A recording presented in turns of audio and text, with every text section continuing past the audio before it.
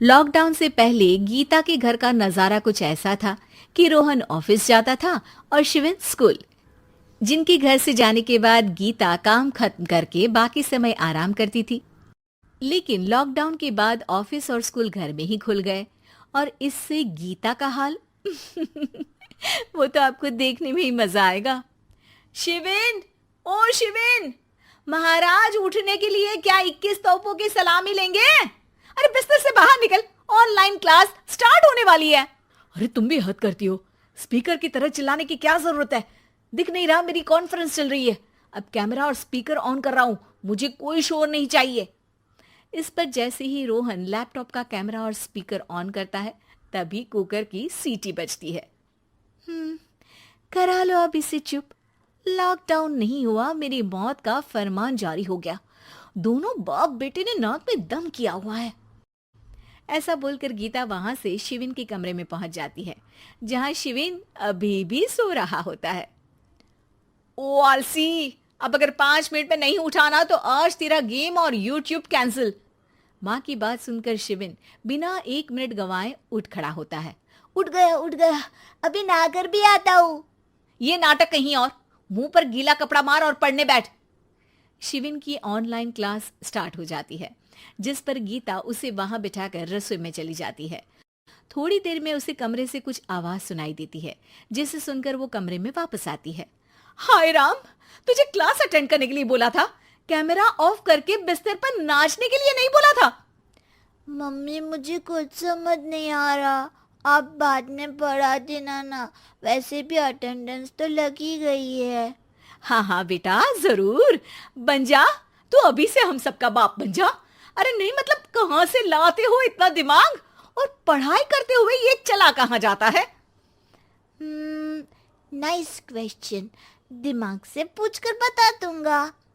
शिविन की बातों से परेशान होकर गीता उसे मारने के लिए जैसे ही आगे बढ़ती है तभी वो कमरे से बाहर भाग जाता है। अब शिविन आगे आगे और गीता हाथ में चप्पल पकड़े उसके पीछे पीछे पूरे घर में दोनों घूम रहे होते हैं। इसी बीच वो रोहन के पास पहुंच जाता है और शिविन को मारने वाली चप्पल रोहन के लैपटॉप पर जाकर गिरती है। ओए माँ! मम्मी, आप पापा को चप्पल मार रही हो? वो आज तक के रिपोर्टर, चुपचाप जाकर क्लास अटेंड कर ले, नहीं तो अगली तेरे पीछे लगेगी।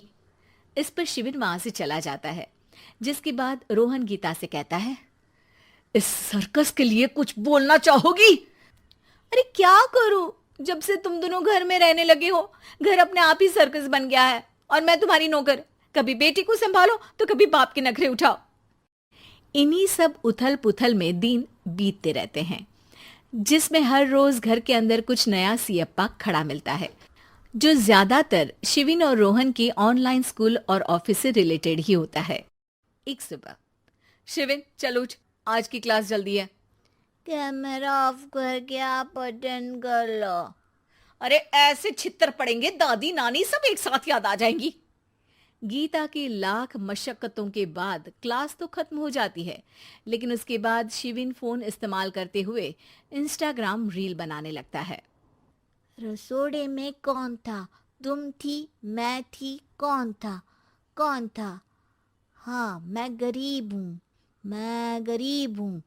अरे ओ गरीब के बेटे, आजा, मैं बनाती हूँ तुझे गरीब। मैं बताती हूँ रसोड़े में कौन था। पढ़ाई करने बोलो तो इनकी माँ मर जाती है, और ये पागलपंतियां जितनी मर्जी करा लो।